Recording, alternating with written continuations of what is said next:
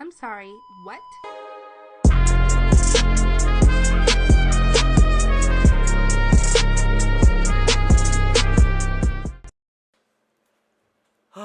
Welcome back to an all-new episode of Mondays Are a Mother. I'm your host, Kaylin, and if you're new here, I'm glad you found your way to this space.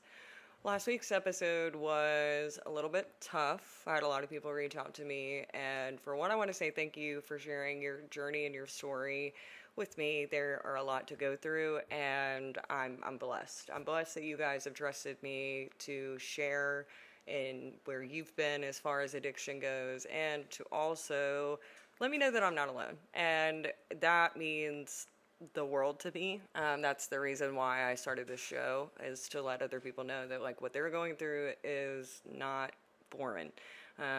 We have a lot of things that sometimes we don't know who our real friends are sometimes. I think that we often get confused when we reach out to people because for me, myself, I feel like every time I've told people that how I feel, sometimes it's taken the wrong way, or it feels like I've said something wrong in the background, and I'm like, oh, okay,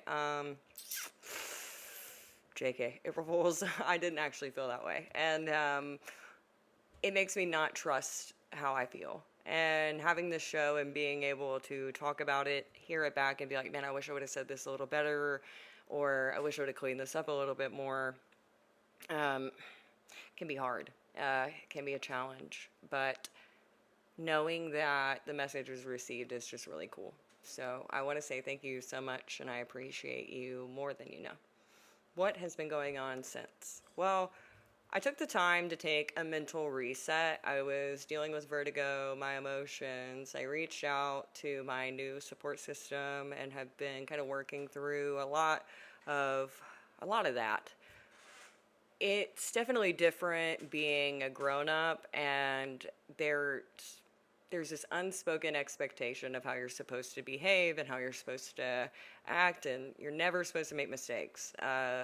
And then even for kids too, we often hold this really unrealistic expectation that they're not supposed to make mistakes either, which kind of tips the scales with myself when it comes to parenting. I feel like I've been making a lot of effort and a lot of mistakes, but then resetting and figuring out what's best for us as a family. You know, there's a lot of different changes that have been happening in our whole world. Not only did I take a mental reset, but I got us a family counseling. That was really cool. We were already invested in that through Centerstone. If you are or know someone who has a kid who is in a Tennessee state school, Centerstone actually partners with public schools to provide external services. If you or someone you know has a child who is struggling, I definitely encourage you to reach out and use that. I first went through Centerstone when I was a teen, and then as an adult, I transitioned out of that because I'm fine. And then whenever we came to this whole grief counseling, when David passed away, I wanted to use as many resources as possible. So I reached out to Centerstone and the schools, and we partnered and got outside resources as well through the school. They had those resources available. So just want to encourage you guys, if you are struggling in that department when it comes to family support, what's really cool is that there are options that are available to you that are free. So use them definitely. Also, I did in my research, if you're local, Tennessee as well, and local to me, I will tell you that there are two Al Anon chapters here. There's one in Ashland City and there is one in Pleasant View, which was really cool to learn about, talk about, and see. No, I have not personally gone. I have been doing a few other things, but I do know that we have that option. So now, even though I haven't personally gone to these places for Al Anon, I've been doing a few other things, resetting mentally our schedule, getting prepared for school. I also have been going to private counseling as well. I've had 2 sessions since our last time we hung out, which was pretty neat. And it was refreshing. Well, for one, I have to understand something, and I've talked about it before, and it's kind of funny, but I have to understand that I am autistic. I know that that sounds a little silly, but my perception of things may be emotionally different than someone else's. And I can't compare my perception to someone else's because theirs is my reality. So I have to understand that often it's me wanting acceptance more than it is wanting to be understood. And I try to choose my words as carefully as I possibly can, and then I still get them wrong. So I feel like I'm tiptoeing on landmines. And then when it's not received in the way that I want it to, that shit rocks my world. And that's a part of having the autistic experience. Also, in acceptance, often when seeking connection, or look, God bless America and all that is fucking holy. I'm trying. I'm losing my words. Anywho, often when we are seeking acceptance, it's really we're wanting to feel connected, and that's typically why people who are like me, who are high functioning, find platforms because we are looking for that connection. And with connection and community, we do feel a sense of validation. But I learned actually from Holly Madison, the Girls Next Door, Playboy. She's so cool. She has her own show as well, and she talks about the autistic experience from her perspective and in her lens. And being able to hear somebody else say something like that was refreshing and eye-opening, and being able to talk and share in that experience, it having that validation and understanding that first before I go into a space where I don't know what to expect because I'm looking at it through a new lens. My previous perception when going to Al-Anon was definitely like, this is so lame. This is, I don't want to, like, why do I want to do this? And that's not fair because, again, I'm not really one that wants to continue to harp on the same things or tell the same story over and over again, because even when I would hyperfixate on that and hyperfixate on situations, I'd be tired of beating a dead horse. Like, let that bitch lie down, you know? Like, it gets old. But sometimes the horse gets back up and does something new, and then I got to talk about it again, and then I'm pissed off because I'm still bringing up a dead horse. Like, and having that mental battle of not wanting to share things because you feel like you're beating a dead horse and you don't want to bore other people or do other shit. I get it. I feel you on that. But sometimes we do have to go through it and be in it.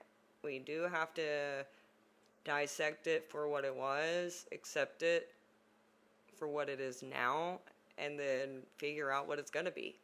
I say that a little bit more often than I want to because things don't always work out the way that I think that they should.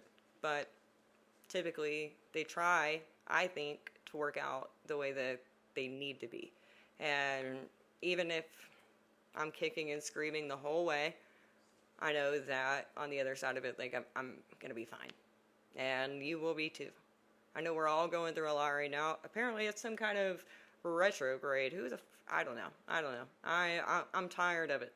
But you can't just stop living because shit is hard.